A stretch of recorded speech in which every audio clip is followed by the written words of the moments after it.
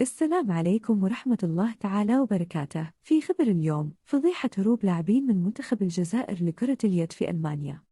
وقبل ما نبدأ لا تنسى الاشتراك في القناة لكي يصلك الجديد. كشفت تقارير إعلامية ألمانية الأحد عن فرار لاعبين من المنتخب الجزائري لكرة اليد الخاص في أقل من 21 عام المشارك في بطولة العالم المقامة بألمانيا، وذلك لرغبتهم البقاء على الأراضي الأوروبية والاستقرار فيها. ووفقاً لصحيفة كيكر الألمانية، فإن الأمر يتعلق باختفاء اللاعب فطيس نور الدين البالغ من العمر 21 عاماً وزميله شايب عدلان صاحب 19 عاماً، حيث لم يحضر اسماهما في مباراتي المنتخب الجزائر الأولى والثانية ضمن بطولة العالم.